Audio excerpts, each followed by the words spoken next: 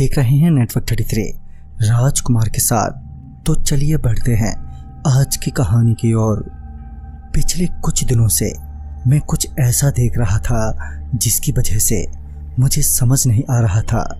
दरअसल पिछले कुछ दिनों से ऑफिस से लौटते वक्त मुझे एक लड़की दिखाई देती है जो रेलवे ट्रैक पर मालगाड़ी के पीछे भागते हुए नजर आती है। लेकिन वो आखिर उस मालगाड़ी के पीछे हर रात क्यों भागती है, अब मुझे ये जानना था, वो भी आज रात ही। हमेशा की तरह मैं ऑफिस से छूटा तो मैं बाइक लेकर सीधे उसी जगह पहुंचा जहां वो लड़की अक्सर मुझे नजर आती है। मेरे को वहां पहुंचे करीब 5 मिनट बीत चुके थे, मगर अभी तक ना तो वो मालगाड़ी आई थी और ना ही वो लड़की। मैं अभी उस ट्रैक के करीब ही खड़ा अपनी घड़ी को देख रहा था कि पीछे से किसी ने आवाज देते हुए कहा, कौन हो तुम और यहाँ क्या कर रहे हो?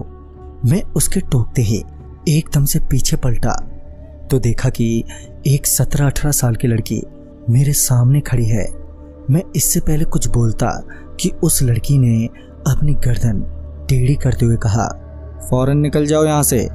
उसके इतना कहते ही पता नहीं क्यों मैं बुरी तरह से डर गया और बिना कुछ कहे चुपचाप अपने बाइक की तरफ बढ़ गया। मैं अभी अपनी बाइक की तरफ बढ़ा ही था कि मैंने देखा कि मेरी बाइक जो मैंने ट्रैक के करीब ही रोकी थी अब वो वहां पर है ही नहीं। मैंने आसपास भी देखा मगर बाइक कहीं नहीं दिखी। मेरी बाइक के अचानक से गायब हो जाने के कारण मैं बहुत हैरान था।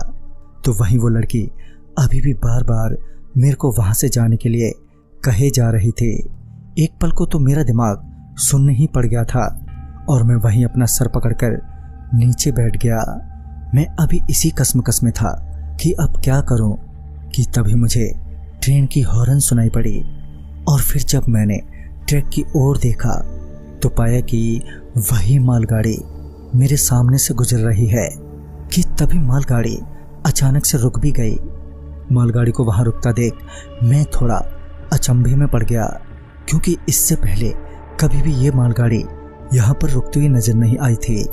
तभी मैंने ये नोटिस किया कि वो लड़की जो मुझसे बार बार कुछ खाने को मांग रही थी अब वो भी कहीं पर लापता हो गई थी।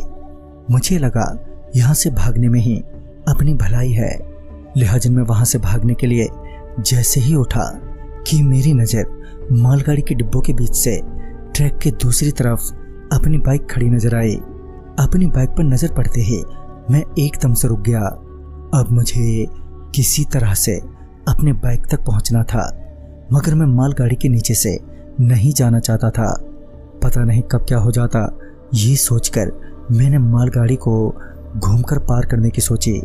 मैं अभी मालगाड़ी के एक तरफ से होते हुए मालगाड़ी के छोर की तरफ बढ़ने लगा मगर तकरीबन 7 से 10 मिनट और लगभग 75 बोगियों को पार करने के बाद भी मैं मालगाड़ी के छोर तक नहीं पहुंच पाया था, जिस वजह से अब मैं तेज तेज दौड़ने लगा ताकि जल्दी से मैं मालगाड़ी को पार करके अपनी बाइक तक पहुंच जाऊं।